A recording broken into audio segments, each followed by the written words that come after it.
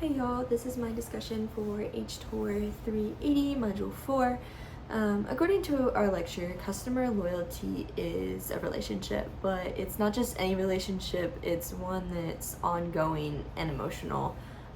It's between you and your customer and your competition, and it describes how willing a customer is to engage and repetitively purchase from you and your brand and the products and services that you're offering. It's also a huge way to build trust between a brand and a consumer based on their past experiences with your brand. There's a lot of different types of loyal customers, including the happy customer, the price loyal customer, the loyalty program loyal customer, the convenience loyal, the loyal to freebies, and the truly loyal customer. I think for me personally, it depends on the type of product or service as to what type of loyal customer I am. For example, I think of practical everyday things like my face wash brand. In this example, I would say that I'm a price loyal customer. I have a few brands that I'm willing to switch between depending on what's on sale when I get to the store. If I can save money with a different brand on things that I buy all the time, I would choose the brand that's on sale. But when it comes to the store that I buy that face wash from, I could sometimes be more of a convenience loyal customer with a busy schedule.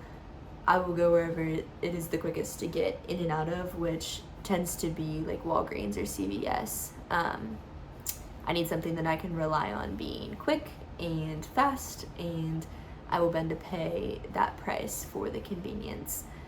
I can also be a truly loyal customer when it comes to some of my favorite things, things that I don't necessarily buy all the time, but that I enjoy.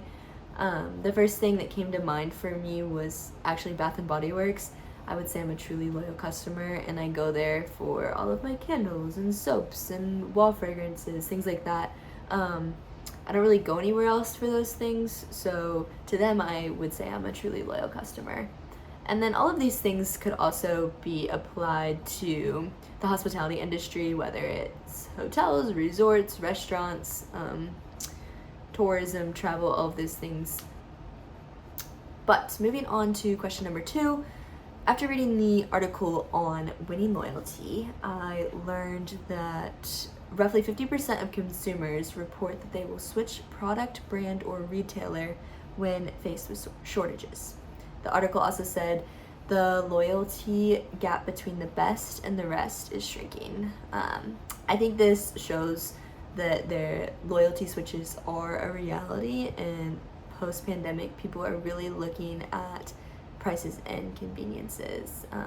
There have been supply chain constraints and difficulty getting products where they need to be, as well as inflation just overall.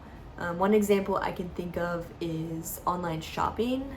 During the pandemic, many people had to switch to online, and now many of them have stayed online post-pandemic. And I think this loyalty switch has created just a saturated loyalty landscape with low engagement, because so many people sign up for a bunch of different loyalty programs but aren't necessarily actively loyal. I know I've done this many times, and I'll sign up for their loyalty program just to get a discount or a free deal or free shipping on my order, but it doesn't always necessarily mean that I shop there again. So that's just a great example of that switch in the loyalty post-pandemic. For question number 3, we watched Jennifer Click's insights on Hilton's loyalty. And I think my top 3 takeaways to foster loyalty in my area of focus, which is event coordination, that was to focus more on marketing, to make sure that the right customers are being captured with the right messages and the right channels. Jennifer talked a lot about incorporating benefits and perks into the things you're already doing, like their ride program. It's not too much extra work, but by providing something additional, it creates a more memorable experience for the guests or clients in my case. And then back to marketing again, they talked about the importance of being digitally native, which I thought was a cool way to describe that, and engaging digitally to attract the younger generation.